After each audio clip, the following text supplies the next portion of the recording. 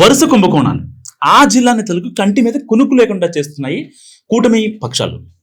Madanapalle files, TDR bonds, నకిలీ epic cards, ఆడుదాం ఆంధ్ర, ఇలా ఏ scam చూసినా ఆ జిల్లా నేతలు నిండా మునిగిపోయారు. ఎప్పుడు ఎవరి మీద కేసు నమోదవుతుందో, ఎవరిని విచారణకి పిలుస్తారన్న టెన్షన్ వైసీపీ నేతలను వెంటాడుతుంది. మొన్నటి వరకు ధీమాగా ఉన్న ఆ నేతలు సైతం ఇప్పుడు లోపల భయంతో వణిగిపోతున్నారు. నిజంగా ఉమ్మడి చిత్తూరు జిల్లాకు చెందిన వైసీపీ నేతలు గత ప్రభుత్వ హయాంలో ప్రధాన పాత్ర పోషించారు. ప్రభుత్వం మారిపోవడంతో ఇప్పుడు ఆ పార్టీ సీనియర్ నేతలంతా వాళ్ళ కేసుల టెన్షన్ పట్టుకుంది. జిల్లాలోని ఏ మూలకు వెళ్ళినా సిఐడి కేసుల గురించే చర్చ జరుగుతుంది.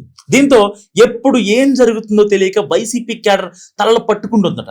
సో ప్రస్తుతం జిల్లాలో ఏ ఇద్దరు ముగ్గురు కార్యకర్తలు కలిసినా సిఐడి ఎలా ముందుకు వెళ్తుంది, ఏ కేసులు నాయకుల మేడకు చుట్టుకుంటాయి, ఇంకా అనే చర్చ జరుగుతుంది తప్ప ఇంకేం చర్చ జరగట్లేదు. మాజీ మంత్రి పెద్దిరెడ్డికి ఊహించని షాక్ తగిలిందని చెప్పాలి. మదనపల్లి ఫైల్స్ దగ్ధం కేసులో తమ తప్పేమీ లేదని ఏం పీక్కుంటారో పీక్కోనంటూ సవాల్ విసిరారు పెద్దిరెడ్డి. సీనియర్ అసిస్టెంట్ కస్టడీలో ఉండగానే పెద్దిరెడ్డి అనుచరుడు మాధవ్ రెడ్డిని అరెస్ట్ తో షాక్ తగిలింది అక్కడ పెద్దిరెడ్డి వర్గానికి. పెద్దిరెడ్డి వ్యక్తిగత కార్యదర్శి తుకారాం ప్రస్తుతం విదేశాల్లో ఉన్నాడు.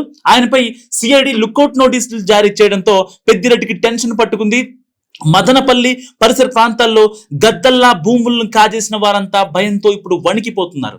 మాజీ మంత్రి పెద్దిరెడ్డి రామచంద్రారెడ్డి ఫ్యామిలీపై మంగళంపేట అటవీ భూములతో పాటు తిరుపతి బుగ్గమఠం భూముల ఆక్రమణల కేసులు కూడా ఉన్నాయి. ఈ భూములపై సర్వే కూడా పూర్తయింది. అటు నకిలీ ఎపిక్ కార్డుల వ్యవహారంలో మాజీ ఎమ్మెల్యే చెవిరెడ్డి భాస్కర్ రెడ్డి, ఆయన కుమారుడు మోహిత్ రెడ్డి పాత్ర ఉన్నట్లు సిఐడి ప్రాథమిక విచారణలో బయటపడింది. దీనికి తోడు తుడా నిధులను సొంతానికి వాడారన్న దానిపై విజిలెన్స్ విచారణ సాగుతుంది. దీంతో ఈ రెండు కేసుల్లో చెవిరెడ్డికి చిక్కులు తప్పవని పార్టీ కార్యకర్తలు చర్చించుకుంటున్నారు. ఈ కేసులో ఐఏఎస్ గిరీషతో పాటు మరో అధికారి సస్పెండ్ అయ్యాడు. మరోవైపు ఆడుదాం ఆంధ్ర కేసు మాజీ మంత్రి రోజాకు కంటి మీద కునుకు లేకుండా చేస్తుంది.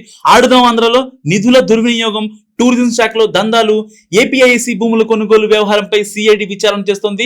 షాప్ ప్రధాన కార్యాలయంలో సిఐడి కీలక వివరాలు సేకరించిందట. సో ఈ కేసులో ఎప్పుడు ఏం జరుగుతుందన్న భయం వైసీపీ నేతలను వెంటాడుతుంది. ఇక తిరుపతిలో టీడీఆర్ బాండ్స్ పై విజిలెన్స్ విచారణ జరుగుతూనే ఉంది.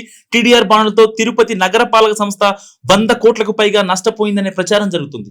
దీనిపై త్వరలోనే కేసు నమోదు కూడా అవుతుంది. సో మాస్టర్ ప్లాన్ మార్పులో భూమన కరుణాకర్ రెడ్డి, ఆయన కుమారుడు అభినయ్ రెడ్డి కీలక పాత్ర పోషించారని టీడీపీ నేతలు ఆరోపిస్తున్నారు. ఎప్పటి నుంచో ఈ కేసులో స్పీడ్ పెరిగితే మరింత మంది నిందితులుగా మారే అవకాశం ఉందనే చర్చ కూడా నడుస్తుంది. జిల్లాలోని పెద్దిరెడ్డి ఫ్యామిలీ మదనపల్లి ఫైల్స్, అటవీ భూములు, ఇంకా బుగ్గమఠం భూముల ఆక్రమణ కేసుల్లో ఇరుక్కుపోయింది.